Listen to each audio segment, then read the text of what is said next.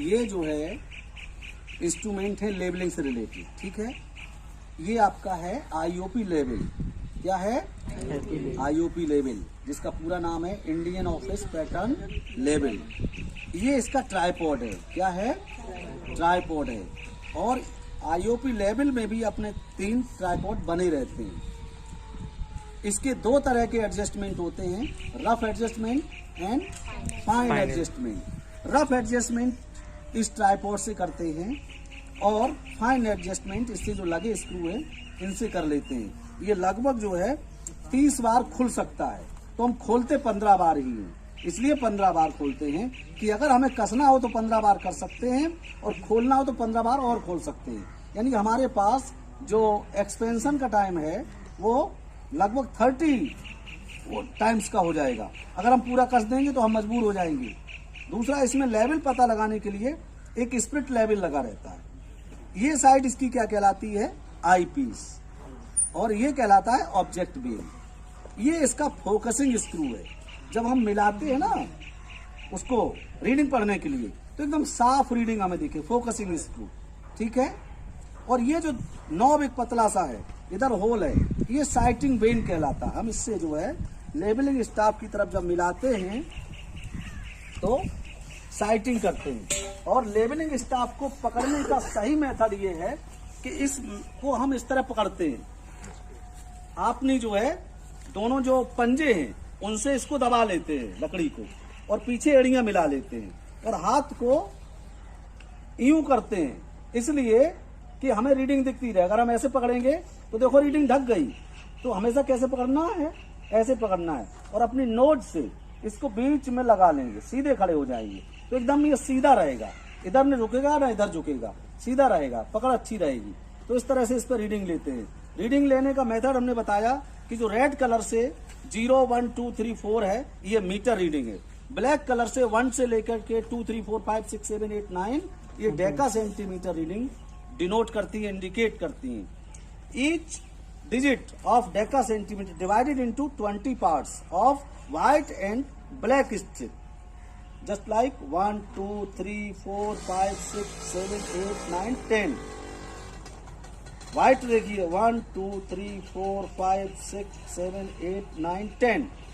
20 parts means each strip equal to 5 mm or 0.5 centimeter. This means least constant of that labeling staff is 0.5 centimeter or 5 millimeter. यानी कि हम इससे से कम reading 5 millimetre तक की ले सकते हैं, ठीक है। इसके बाद हम जो है आते हैं दूसरे लेवल भी हमारे पास है, जैसे ये स्प्लिट लेवल है। इसमें देखिए बना हुआ है ना, इससे पता लग जाता है कि ये स्प्लिट लेवल है। दूसरा एक और लेवल हमारे पास है जो एबनी लेवल कहलाता है ना, एबनी लेवल कहलाता है। और भी लेवल हमने बताए जैसे Y level, Cooke's level, hand level, water level, है ना। इसके बाद में ये हम आते हैं सर्वेइंग पर। सर्वेइंग में चेन सर्वेइंग, ये जो आप देख रहे हैं ये हमारे पास मैट्रिक चेन है। मैट्रिक चेन 3 टाइप की होती है, 10 metre, 20 metre and 30 metre. Each link of metric chain equal to 20 centimetre. Okay, in 10 meter metric chain total links is 50 meter, 50 numbers, and 20 meter metric chains having 100 links and 20 centimeter length of each link.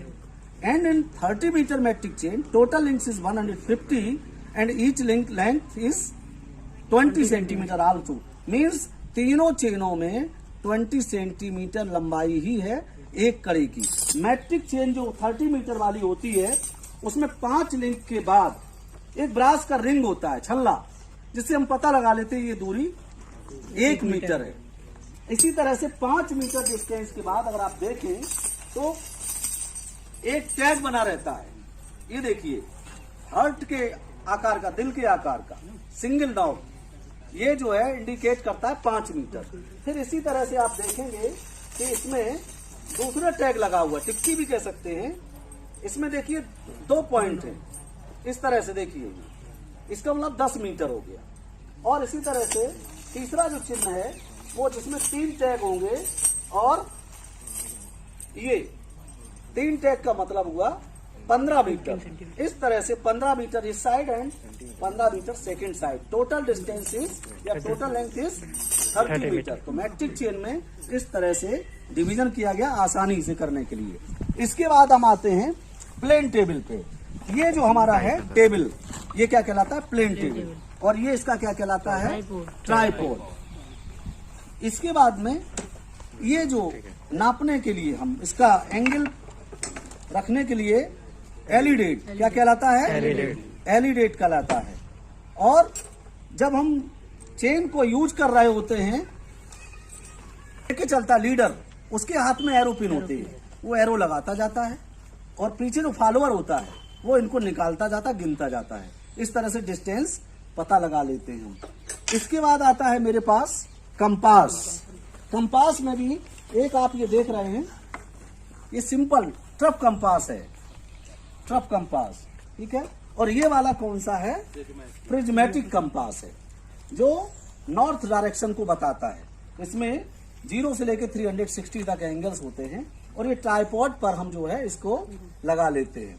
इस प्रकार से आपने आज देखा कि prismatic compass से compass surveying करते हैं,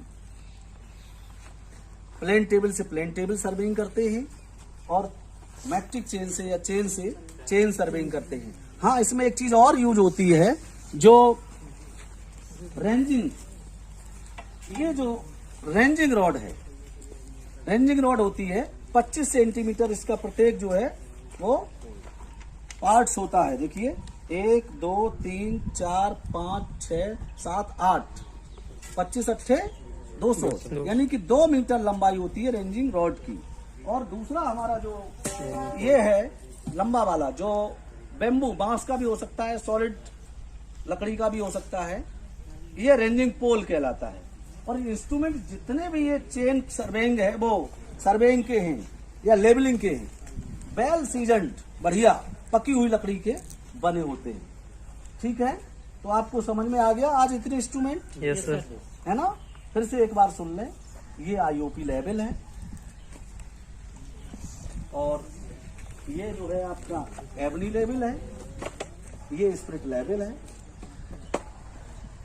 ये ट्रफ कंपास है।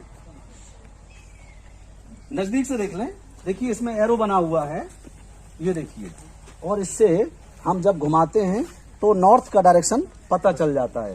दूसरा हमारे पास है ये कंपास, जो प्रिज्मेटिक कंपास कहलाता है।